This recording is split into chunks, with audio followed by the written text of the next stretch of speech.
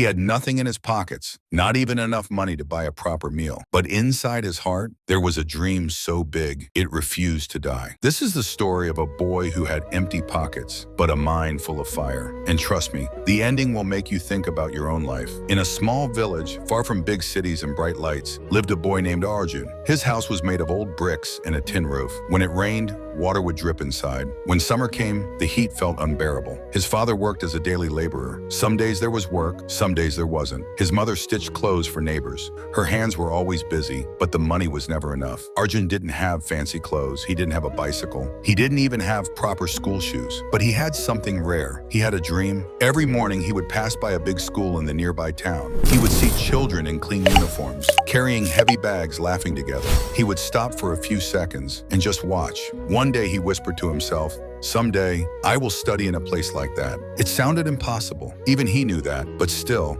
he said it. The old school shoes life wasn't kind to Arjun. At school, some children laughed at him. They mocked his torn shirt. They joked about his old bag. "Look at him," they would say, as if he will become something big. Every word hurt, but Arjun never replied. He just went home and studied. The problem was bigger than insults. Working at tea stall, after school, instead of playing, he worked at a small tea stall, washing cups, cleaning tables, serving customers. At night, when others slept, he would sit under a weak bulb and open his books. Sometimes he felt tired, so tired that his eyes would close on their own. Sometimes he felt angry. Why was life so unfair? Have you ever felt that? Like you are trying, but nothing is changing? Arjun felt that many times. Then one evening, everything became worse. His father fell sick, no work, no income. The little money they had started disappearing fast. Arjun looked at his mother's worried face. He looked at his father lying silently. Dark night struggle. That night, he didn't open his books. He just stared at the ceiling and thought, maybe this is it. Maybe dreams are only for rich people. For the first time, he thought about giving up. Teacher moment. The next morning, his teacher called in after class. "I've noticed you,"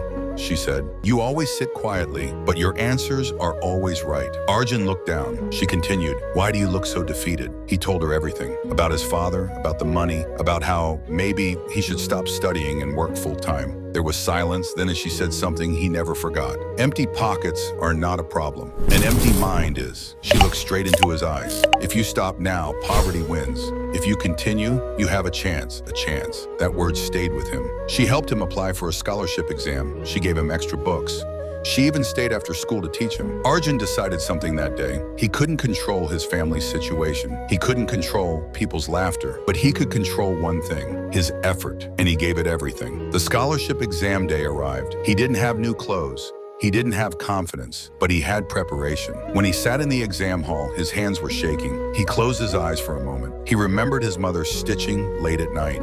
He remembered his father's tired face. He remembered all the laughs, and then he started writing. Weeks passed. One afternoon, a letter arrived. Arjun was afraid to open it. What if he failed? What if all that effort meant nothing? His mother opened it. She read the first line and froze. Tears filled her eyes. Arjun's heart started racing. "What happened?" he asked. She looked at him and smiled. "You did it." He had not only passed, he had secured one of the highest marks. Full scholarship, free education, hostel included, hopeful transformation. For the first time, their small house felt bigger than any palace. Years passed. Arjun studied hard. He faced new challenges, but he never forgot those empty pockets. One day, he stood on a stage as a successful engineer. People clapped for him, the same kind of applause he once heard from outside the big school gate. But this time, it was for him. Later, someone asked him, "What was your secret?" He smiled and said, "I was poor in money, but I was never poor in dreams, and I never allowed my effort to be small." Listen carefully. Being born poor is not your choice, but staying small in your thinking